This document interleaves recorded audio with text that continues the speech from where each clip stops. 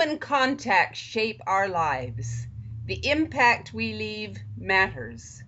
We bring you information and interviews from people who have impacted lives. Today, our guest is Jordan Riak, founder and executive director of Parents and Teachers Against Violence in Education.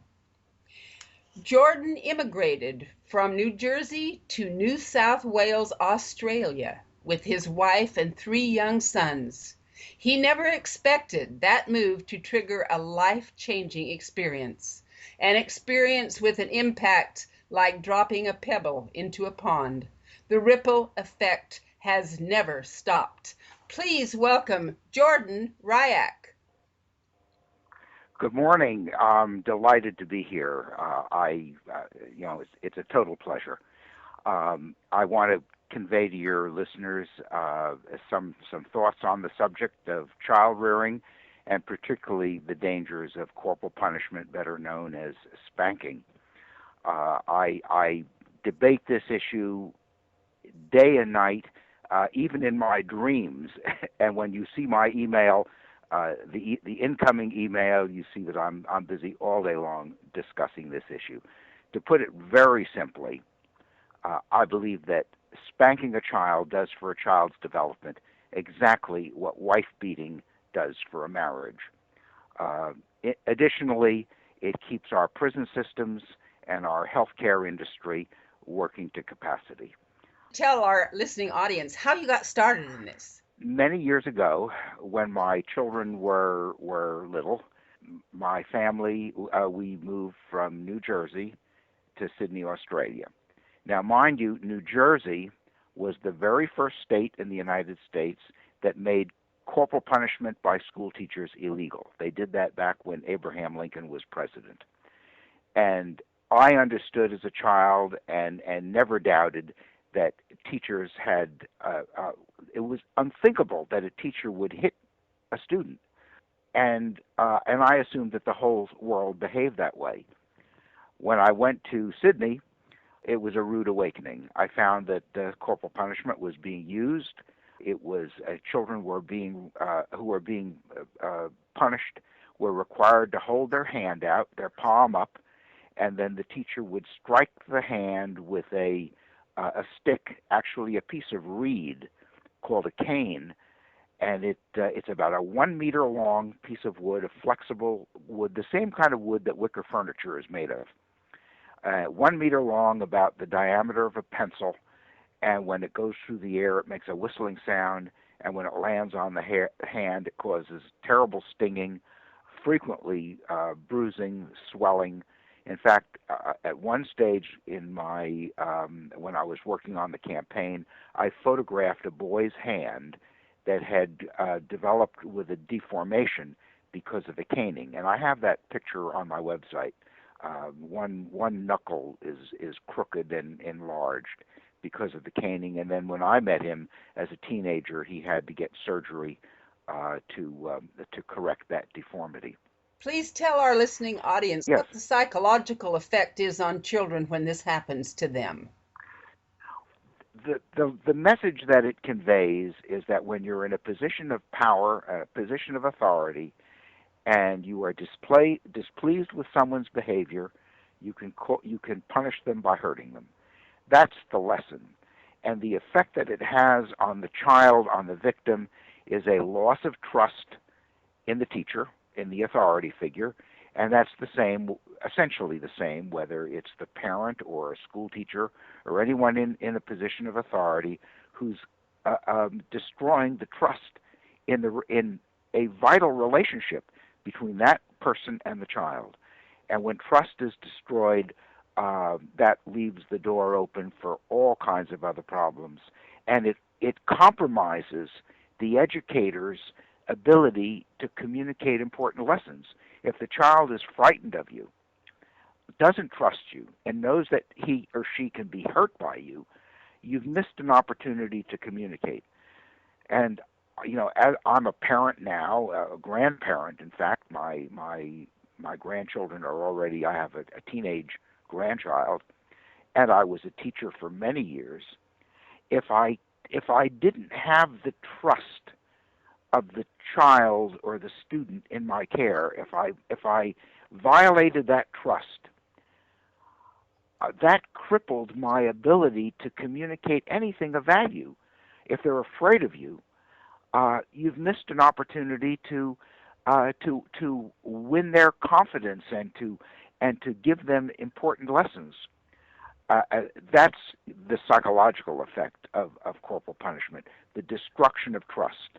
And children who can't trust their primary caretakers are in deep water with regard to everyone else. They see all relationships as negotiations, as deals to be won or lost, whether it's with friends and eventually with their spouses, with their coworkers. They're always on the lookout for someone who can hurt them, and not infrequently, when they become big and strong, they seize the opportunity to dish it out. So these children attend school then in fear rather than with an open mind of learning. Right, exactly. And as soon as they develop the skills to retaliate, sometimes in subtle ways and sometimes in not very subtle ways, they exercise those skills. They see the teacher as the enemy, and how can and what the teacher they've learned that if they get caught, they get caned.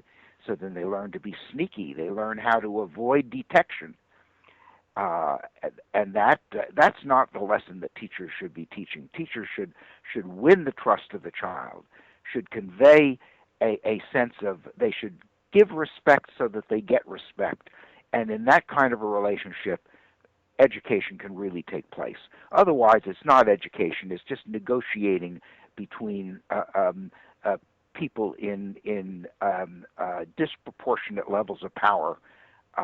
One trying to assert power, and the other trying to avoid being hurt.